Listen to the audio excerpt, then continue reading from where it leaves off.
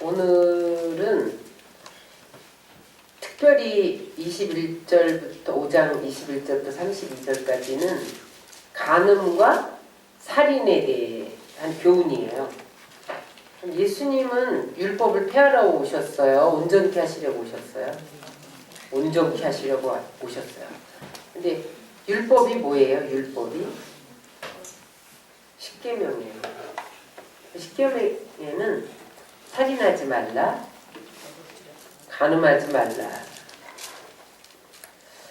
오늘 예수님께서 그 살인과 간음의 근본적인 본래의 의미를 해석해 주시면서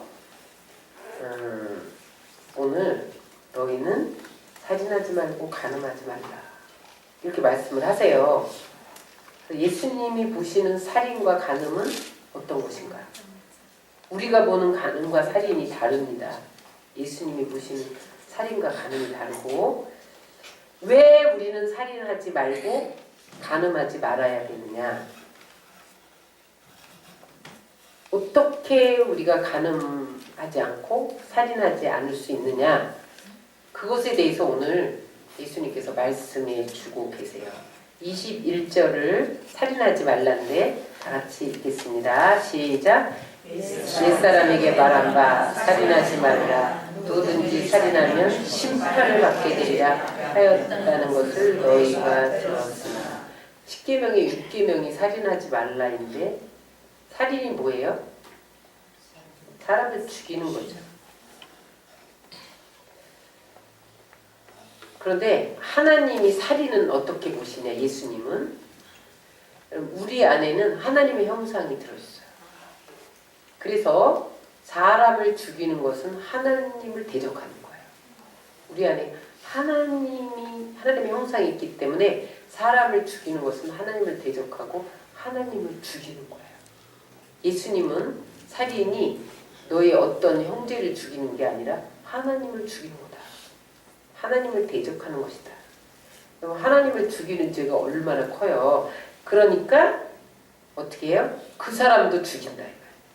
구약의 살인자는 반드시 죽임을 당했어요. 민수기 35장 31절에 보면 고의로 살인죄를 범한 살인자는 생명의 속전을 받지 말고 반드시 죽일 것이며, 응? 왜 그러냐면 인간의 존엄성을 보호하기 위해서 하나님이 살인자를 반드시 죽인다는 거예요. 그런데 이 살인이 어느 날 갑자기 살인하는 게 아니에요. 처음에 22절에 보면 분노하고 형제에게 욕하고 그러다가 살인으로 간다는 거예요. 22절 읽겠습니다. 시작. 나는 너희에게 이르노니 형제에게 노하는 자마다 심판을 받게 되고 형제를 대하여 나가라 하는 자는 공회에 잡혀가게 되고 미련한 놈이라 하는 자는 지옥불에 들어가게 되리라. 여기 보세요. 노하는 자는 심판, 형제에 대해서 나가라 욕하는 자는 공회에 잡혀가고 미련한 놈 욕하는 자는 지옥불에 들어가. 결국은 다 심판을 받는다는 거예요. 다시 말하면 분노하는 자마다 이미 살인자라는 거예요.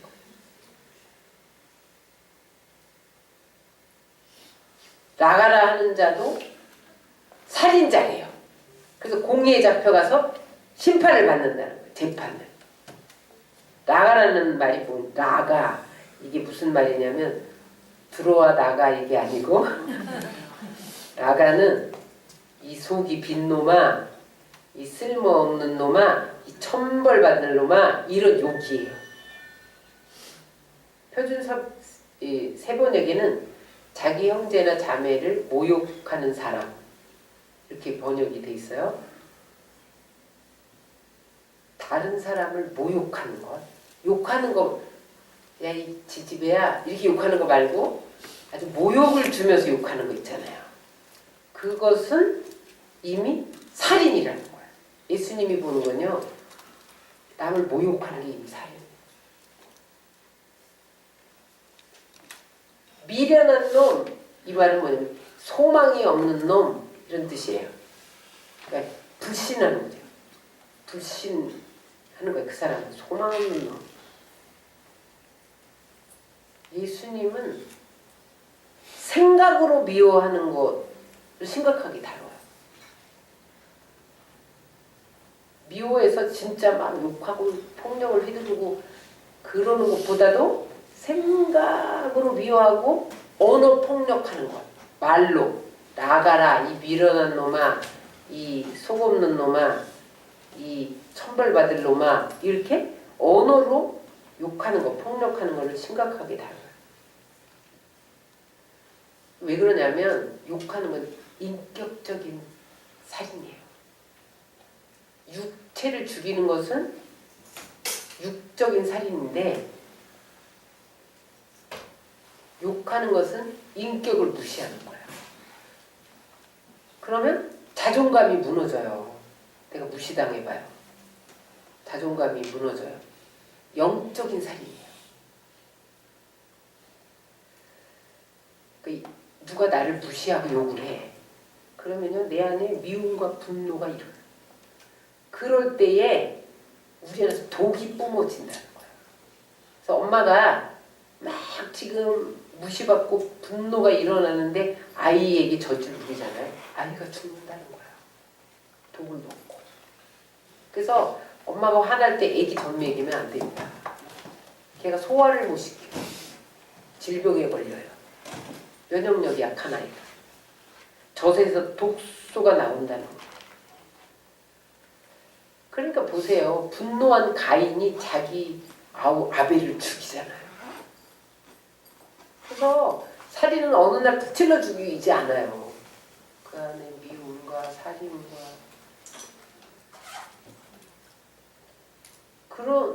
그런 것들이 쌓이다가 살인이 나는 거예요. 근데 육체적으로는 안 죽여도 영적으로 이미 죽인 거예요. 그래서 예수님은 욕하지 마, 분노하지 마, 그렇게 가르치면서 인격을 보호하시기 원하셨어요. 우리 하나님은 아주 인격적인 하나님이에요. 여러분들이 뭐 잘못하면 다리몽댕이를 다 부러뜨리는 하나님이 아닙니다. 그러면 여러분 지금 다리에 눈 하나 남아있는 사람은 없어요. 다리가 죄를 지으면 다리를 부러뜨리고 눈이 범죄하면 눈을 빼버리고 그러면 여러분들이 지금 아무도 성한 사람이 없어요. 남아있는 게 없을 거예요. 하나님은 아주 인격적인 하나님이에요. 그래서 분노하지 마라, 미워하지 마라, 욕하지 마라 그러셨던 거예요. 그게 살인이다. 그게 인격적인 살인이다. 근데 우리는 여러분 내가 뭐 저 사람을 죽였어 안 죽였어 내가 무슨 살인을 했어 무슨 잘못을 했어 여러분 하루에도 몇 번씩 살인해요. 회개하셔야 됩니다. 네. 그게 안 토해지잖아요 우리 안에서. 그러면 이렇게 쌓여있다가 어느 날 폭발하는 사람을 죽이는 거예요. 그러면 어떻게 우리가 분노가 올라올 때에 어떻게 극복하느냐 따라하세요. 하나님을 대하듯이 사람을 대해야 된다. 근데 그게 안 되잖아요. 하나님을 대하듯이 사람을 대해야 돼. 그게 안 되는데 성령이 도와주셔야 돼요. 오늘도 마음이 막 산란하고 분산되고 복잡하고 답답하고 그랬는데 여기서 지금 찬양하고 기도하고 그러고 은혜 받고 나니까 잠잠해졌잖아요. 그죠? 왜냐하면 성령이 우리 안에 불순물들과 미움과 분노와 걱정과 근심과 이런 것들을 제거하세요. 그래서 우리 안에 분노도 성령이 도와주셔야 가라앉을 수가 있어요. 왜냐하면 기도하면 성령이 오셔서 그 분노를 극복할 수 있는 힘을 주세요. 여러분 성령 충만은요 날마다 성령 충만해야 돼요. 여러분 우리 맨 처음에 예수 믿고 막 은혜 받을 때 예배 날만 기다려. 예배 날만. 나는 그랬어요. 여러분들은 어땠어요? 나는 철야만 기다려줘. 그때는 온라이트. 우리 때는요 통행금지가 있었어요. 자동차 가진 사람이 몇 명밖에 없었어. 우리 때는. 그래가지고 여의도 허허벌판에 온라인 타고 아침에 나오면은 눈이 이렇게 쌓여, 눈이 이렇게 쌓인 데를 걸어오고 했어요. 성령이 오셔야 돼. 성령이 도와주셔야 돼. 그래서 여러분들이 오늘 여기에 와서 성령 충만 받으면요, 내 안에 뭐 이 불순물들, 찌꺼기, 미움, 분노 이게 다 털어져 나가는 거예요. 그래서 여러분 에베소 4장 26절 27절에 보면 분을 내어도 죄를 짓지 말고 해가 지도록 품지 말라. 왜? 마귀가 틈타니까. 이 쌓이면 마귀가 틈타서 와서 질병도 주고 저주도 주고 가난도 주고 도적질하고 죽이고 멸망시키고 이런 일을 한다는 거예요. 그러니까 여러분 마귀 나쁜 마귀야. 마귀가 그랬어. 그리고 여러분 마귀만 탓하지 마세요. 여러분들이 틈을 줬으니까 마귀가 역사를 하는 거예요. 그래서 여러분 마귀에게 시달리면 마귀만 욕하면 안 됩니다. 내가 틈을 준 걸 찾아내서 그것을 발판을 제거해야 마귀가 떠나가는 거예요. 근데 그것조차도 내 힘으로 안 되죠. 그러니까 성령의 도움을 받으면 마귀를 이길 수 있는 힘이 생겨요. 내가 틈을 안 내어주게 돼요. 무슨 말인지 아셨죠? 분노가 오래 가면 마귀가 틈탑니다. 그럼 마귀가 틈타면 분별력을 일으켜 격동시켜 대책 없는 말과 행동을 해. 그렇게 하게 만드는 게 마귀가 하는 일이에요. 그게 나중에 살인까지 가는 거예요. 그래서 분노하지 말라는 거예요. 그래서 마음에 분노나 미움이 생기면 얼른 회개하고 하나님의 사랑을 구해야 돼. 하나님의 사랑. 미국에서는 이라크에 나가서 죽은 군인보다 분노에서 죽은 사람의 수가 더 많다는 거예요. 분노에서 살인하고 그래서 죽은 사람이 더 많다. 근데 여러분 내가 분노하는 것뿐만 아니라 다른 사람을 분노하도록 격동시키는 것도 똑같습니다. 요즘에 뭐 SNS 뭐 인터넷 이런 데 악플 달고 이러는 것도요. 상대방을 분노시키잖아요. 그것도 살인이에요. 사실은. 내가 분노하는 것만이 아니라. 응? 여러분 살인마 강호순 아시죠? 옛날에 유명했잖아요. 강호순. 네? 12명 죽인 사람. 강호순 또 그때 누구였더라? 몇 명 있었는데 아무튼 몇 명 있었어요. 근데 그가 살인한 것이 두 가지입니다. 두 가지. 정신적인 문제와 성장 과정인데 그 강호수는 질병 명령이 사이코패스예요. 그거는 사이코패스는 공감력이 제로입니다. 공감을 못해요. 그러니까 이제 그때 누구지? 유영철 이런 사람 있잖아요. 똑같은 강호순 또 뭐 온보연 이런 사람들 살인마들 12명, 19명 그런데 그 사람 물어보면요 양심의 가책이 하나도 없어. 그 살인하는 게 즐거웠대. 그러니까 개 잡듯이 사람을 잡는 거야.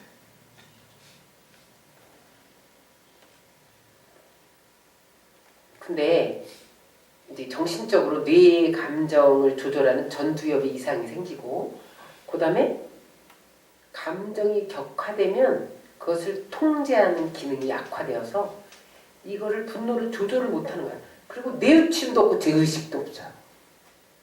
이게 사이코패스예요. 아주 이기적이야. 그래서 나는 이기적이고 감정이 없다는 걸 자기가 알아요. 그러니까 사람들에게 아주 평범하고 예의 바른 것처럼 호감 가는 사람처럼 행동을 한단 말이에요. 누구도 살인자라고 생각을 못할 정도로 그런 정신적인 문제가 있었다는 거예요. 또 하나는 환경적인 문제가 있었는데 아버지가 늘 술 먹고 와서 강호순을 때렸다는 거야. 자식을. 엄마도 때리고 자식도 때리고. 그러니까 그 폭력에 대한 환멸을 느꼈어요. 그리고 뭘 이렇게 그 폭력을 멀리 했었는데 결혼하면서 결혼 생활에 불만족하면서 자기 아내를 또 때리기 시작한 거야. 자식을 때리기 시작한 거야. 그럼 이상해요. 아버지가 자기와 엄마를 때려서 아주 뭐라 그럴까 그거를 응? 아주 환멸을 느꼈는데 자기가 또 그 짓을 해. 이게요 끊어버려야 돼요. 대물림 됩니다. 그리고 나중에 직업을 가졌는데 개를 사육해서 도살하는 그런 직업을 가졌다는 거예요. 여러분 돈만 많이 벌면 돼? 그건 아니에요. 개를 죽이면서 하나도 양심의 가책을 안 받듯이 나중에 살인마가 되면서 하나도 양심의 가책을 개 잡듯이 잡았다는 거예요. 직업을 잘 선택해야 돼요. 그래서 옛날부터 정육점 하는 사람은 쌍놈이라고 했어. 왜 그런지 아세요? 지금 정육점 하는 사람 쌍놈이라는 게 아니라 왜 그랬냐면 지금 정육점은 고기를 받아다 파니까 그거는 이제 죽이지는 않잖아요. 옛날에는 죽여서 팔았거든요. 그러니까 소 잡듯 돼지 잡듯 사람도 잡을 수 있는 그런 요소가 충분히 있다는 거야. 직업이. 여러분 보세요. 여기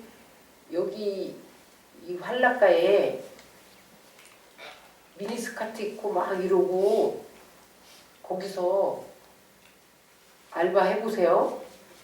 거기서 거룩함 못 지킨다. 자기도 그렇게 돼. 한라가의 여인이 돼요. 나중에. 알바를 돈만 번다고 하면 안 돼요. 그래서 대학생들이 알바하다가 다 빠지잖아. 어디로 빠져요? 여대생들이.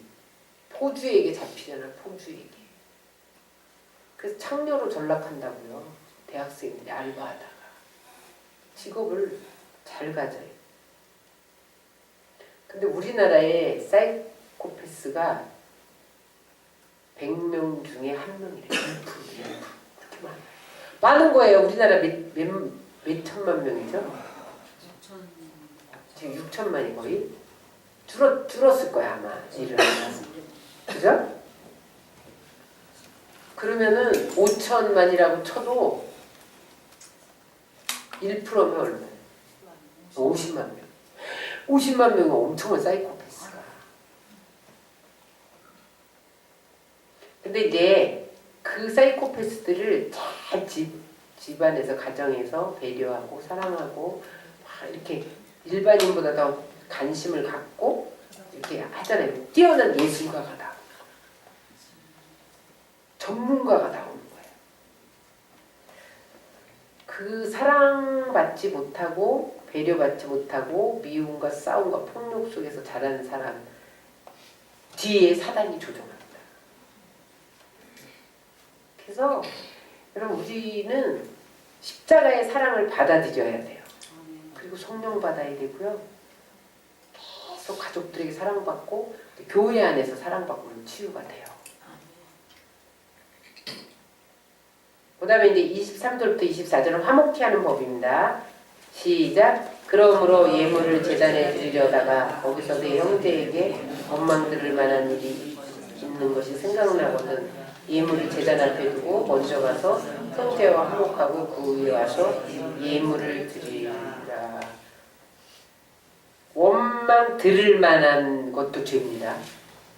원망 불평하는 거 말할 것도 없이 죄지만 내가 저 사람이 원망하도록 거리를 제공한 것도 죄라는 거야. 원망 받을 만한 일.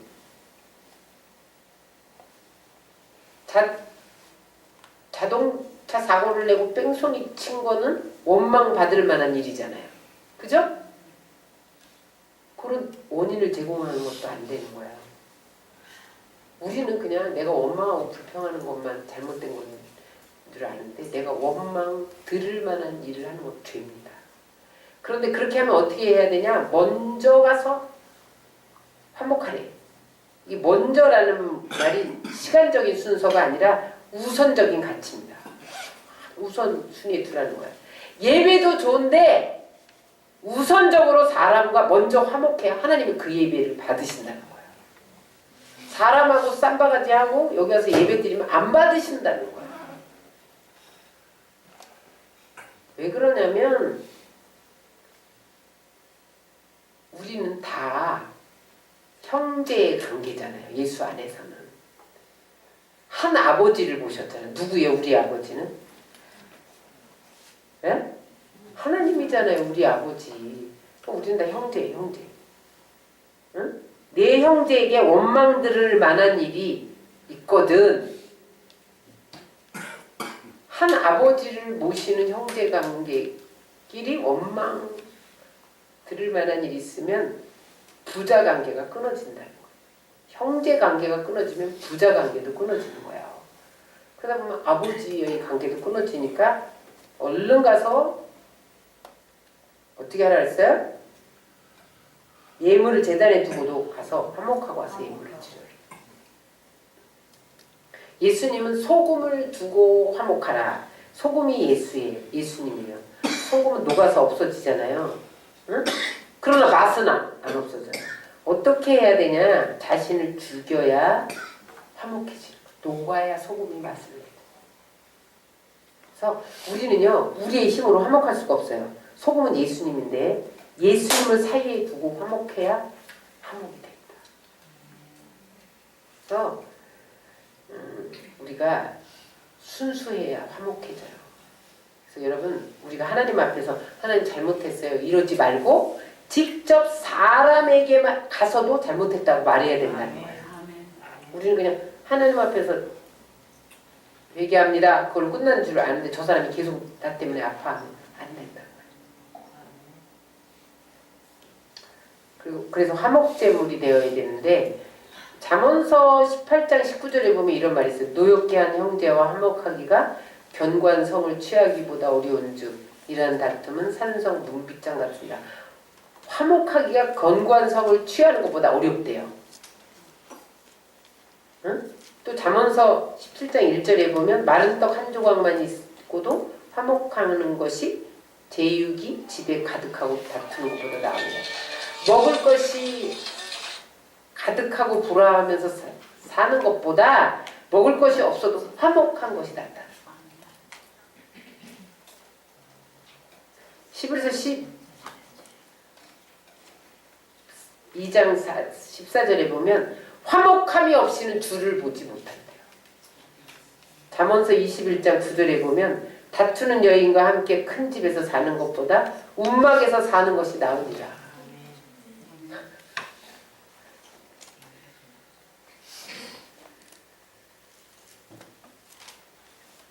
그래서 예수님이 하나님과 인간 사이에 화목제물이 되기 위해서 오셨잖아요. 십자가에서 화목제물로 죽으셨잖아요. 그래서 여러분 화목하셔야 됩니다. 그 다음에 25절 26절에 그렇게 또 상대방에게 잘못했으면 피해 보상을 해야 한다는 거야. 25절 26절 시작. 너는 고발하는 자와 함께 길에 있을 때 급히 사화하라. 그 고발하는 자가 너를 재판관에게 내어주고 재판관이 옥리에게 내어주어 옥에 가둘까 염려하라. 진실로 내게 이르노니 내가 한 푼이라도 남김없이 다 갚기 전에는 결코 거기서 나오지 못하리라. 상대방에게 말과 행동으로 상처를 줬을 경우, 상대방의 인격을 훼손시켰을 경우는 빨리 가서 사과하라는 거예요. 화해하라는 거예요. 그 다음에 물질적인 피해를 줬을 때는 가서 피해 보상을 해야 된다는 거예요. 한 푼도 없이 다 보상해야 된다는 거예요. 만약에 안 그러면 급히 화해하지 않으면 그렇게 하면 어떻게 한대요? 나를 재판관에게 고발하여 옥에 들어가게 한다는 거예요. 그래서 여러분, 저 사람이 지금 나로 인해서 상처를 받고 또 그 다음에 인격이 훼손됐다 그러면 그 사람에게 가서 빨리 화해해야 돼요. 안 그러면 고발장이 날라옵니다. 거기까지 가기 전에 화해하고 그 다음에 자동차 사고 나고 뺑소니 쳤으면 빨리 가서 보상을 해줘야 돼요. 안 그러면 경찰에 신고하면 뺑소니는 구속이에요. 그래서 여러분 회개도 기회가 있고 화목도 기회가 있는 거예요. 기회를 잃어버리면 안 됩니다. 그래서 아브라함 링컨은 원래 대통령 아니었을 때 장사, 점원 이런 거 했거든요. 장사하다가 결산하다 보니까 어떤 사람에게 5센트를 1불도 아닌 5센트 그러면 한 500원쯤 되잖아요. 덜 준 것이 있더라는 거예요. 근데 이 사람을 이렇게 조사해 보니까 2시간 걸려야 이 집을 갔다 오는 거야. 저녁에 마감하는 밤에. 근데 그거를 5센트를 주고 2시간 걸어갔다 와야 4시간이지. 4시간 걸어갔다 왔대잖아요. 그래서 그 사람이 5센트를 들고 가니까 안 거스러 준 5센트. 아니 이까짓 거 500원 들고 왜 이렇게 멀리 왔냐고. 안 와도 되는데. 그랬더니 화해 없이 죽으면 지옥 갈 수도 있으니까 얼른 이거 더 받았으니까 얼른 갚으려고 왔다고. 여러분 링컨 대통령이 그냥 대통령이 된 게 아니에요. 이렇게 어릴 때부터 정직한 게 있었다니까요. 그래서 오늘 예배 드리기 전에 피해 보상을 하고 예배를 드려라. 사랑과 화해해야 그 예배를 받으신다. 그 다음에 이제 살인하지 말라 끝났고 간음하지 말라. 간음하지 말아야 하는 이유가 27절에 있습니다. 시작. 또 간음하지 말라 하였다는 것을 너희가 들었으나. 간음이 뭐예요? 부부 위에 다른 상대와 하는 것. 다른 상대와 관계를 하는 것. 혼전 순결을 지키지 못하는 것. 그게 다 간음입니다. 무슨 뭐 남편이 있고 아내만 있는데 다른 남자와 관계를 갖는다. 그것만이 간음이 아니라 혼전 순결을 지키지 않고 그런 것도 다 간음이에요. 하지 말래요. 근데 왜 그러냐면 가정의 질서를 깨트립니다. 그러면요 가정이 해체되면 사회가 해체돼요. 요즘에 5, 60대 이혼율이 그렇게 많다잖아요. 제가 몇 번 말씀드리는데 왜냐면 야 앞으로 100세, 120세 산다는데 5, 60세는 반밖에 안 살았잖아요. 그리고 한 30년은 공부하고 뭐 하느라고 30년 동안 혼자 살다가 이제 이 아내랑 만나서 20년쯤 살았는데 서로 안 맞고 뭐 불신이 생기고 막 쌓인 거예요. 그러니까 이렇게 계속 앞으로 50년을 더 살 거냐 아니면 그냥 50년을 새로운 사람하고 살 거냐 그러다가 다 그냥 50년 따로 살자. 너도 좋고 나도 좋고 헤어진대요. 그래서 지금 나 홀로 가구 주택 조사를 했는데 혼자 사는 가구가 7집에 3집이래요. 그럼 거의 2분의 1이 혼자 살아. 근데 보면 그게 젊은 사람들이냐 그게 아니고 다 5, 60대예요. 혼자 산대요. 여러분 그 중에 그 이혼 사유 중에 남편의 위도, 간음 이런 것 때문에 많은 사유가 있습니다. 그냥 사람들이 그냥 성격 차이로 이랬는데 다 그 안에 그런 게 있더라고요. 상담해 보니까. 응? 그런데 왜 간음하지 말아야 되냐. 가정 질서가 깨지고 가정이 해체되잖아요. 사회가 해체돼요. 가정이 모이면 사회잖아. 벌써 뭐 일곱 가구 중에 3가구가 혼자 사는 가구라면 그러면요 거기에 생명의 피해도 있어요. 왜냐면 우리가 몰라서 그렇죠. 지금 버려지는 아이가 몇 명이라더라. 내가 아까 통계를 하루에 4,000명이 돼. 낙태아가 버려지는 사생아 이런 애들이 하루에 4,000명이 돼. 지금 애도 없어서 초등학교도 문 닫는데 왜 갖다가 낙태시키냐고. 또 버려지는 아이 고아원 이런 데 그게 다 가정이 해체되니까 사생아 낙태가 발생을 하는 거예요. 그런 외적인 요인이 있고요. 간음하면요 우리 몸은 성전이잖아요. 그죠? 성령이 계세요 우리 안에. 그런데 간음하면 성령이 떠나갑니다. 소멸돼.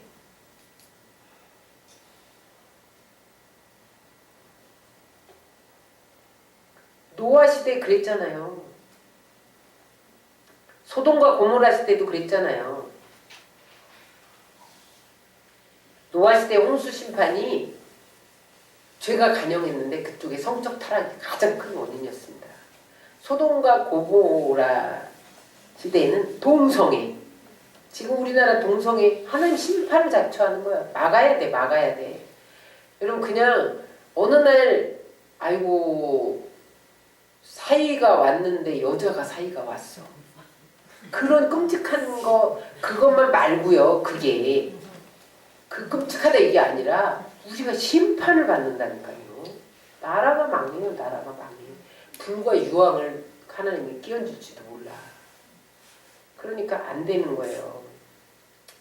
우리의 몸은 누구의 것이다? 하나님 것. 하나님께 임대내서 내가 사용하는 거예요. 내 몸이 내 몸이 아니에요. 하나님 건데 왜 내가 내 마음대로 쓰냐는 거죠. 그러면 이게 심각합니다. 한국에. 그래서 죄와 타협하지 말아야 돼. 29절 30절 읽겠습니다. 시작. 만일 내 오른눈이 너를 실족하게 하고 빼어 내버리라. 내 밑에 중 하나가 없어지고 온몸이 지옥에 던지지 않는 것이 유익하며 또한 만일 내 오른손이 너로 실족하게 하거든 찍어내버리라. 내 밑에 중 하나가 없어지고 온몸이 지옥에 던져지지 않는 것이 유익하니라. 무슨 말이야? 다 찍어버리라는 게 아니라 응? 어떻게 하는 거예요? 정욕과 싸우고 죄와 싸우기 위해서는 아픔과 희생이 따른다는 거예요. 찍어버리면 아파요? 안 아파요? 그럴 만큼 죄를 끊어버려야 된다는 거예요. 아픔을 당하면서. 그렇지 않으면 차라리 그런 아픔을 당하고 죄를 이겨야지 네가 천국에 가지. 그렇지 않고 피 흘리기까지 싸워야 천국에 가지. 그렇지 않으면 지옥 간다는 거예요.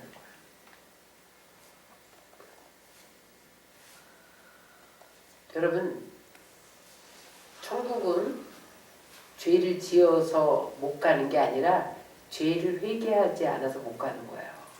그래서 죄와 피 흘리기까지 싸워서 천국에 가야 돼요. 안 그러면 천국에 못 갑니다.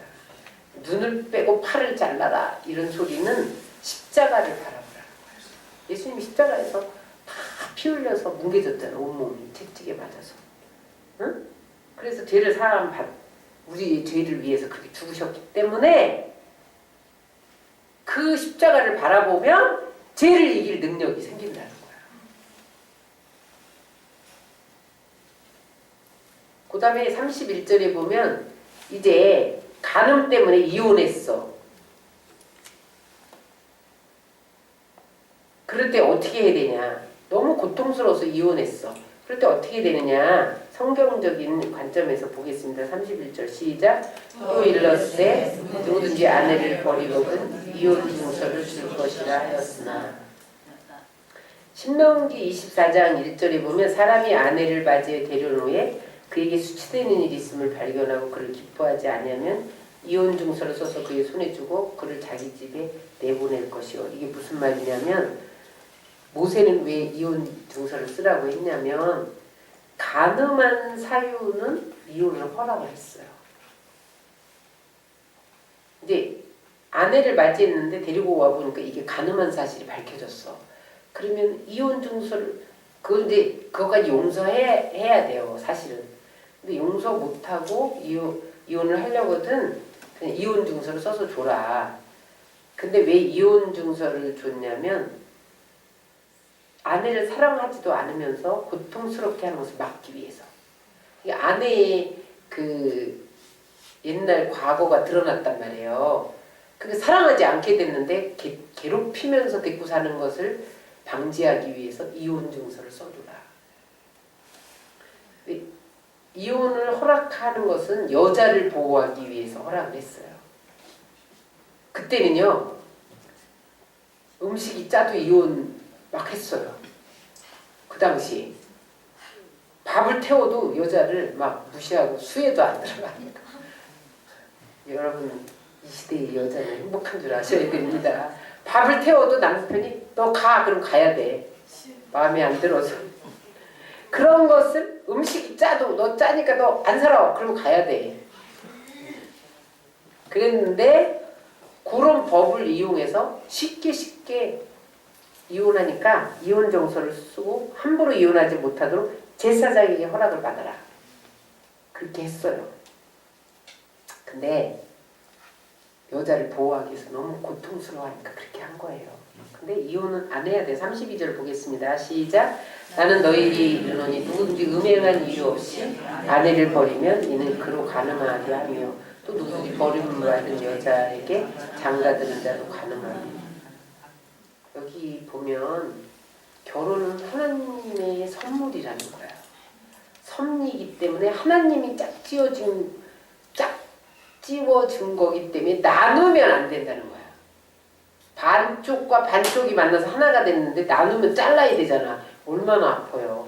이혼은 반쪽과 반쪽이 만나서 하나가 됐는데 이걸 또 잘라야 돼. 이렇게. 그럼 너무 아프잖아요. 그러니까 이혼하지 말라. 너무 아프니까. 그것뿐이에요. 자녀, 가정을 다 아프게 만들어요. 이혼이. 한 사람이 이혼하면요. 온 가정이 다 쑥대밭이 됩니다. 그래서 아내가 음행한 사유가 없으면 이혼하지 말라는 거야. 그럼 음행하면 어떻게? 에? 음행하면 그래도 용서해줘야 돼. 사실은. 그 다음에 이혼한 사람은 재혼하지 말고 다시 합해야 돼. 근데 요즘에 다시 합하나요? 아주 시간이 흘렀어. 40대에 이혼하고 70쯤 흘렀어. 아무 힘이 없어. 그 나중에 보니까 불쌍해. 그래서 합치는 사람이 있더라고. 근데 40에 이혼해가지고 45살에 합치는 사람 하나도 없어. 근데 되도록 이혼한 사람은 재혼하지 말고 전 남편이나 아내와 합치라고 성경은 말해요.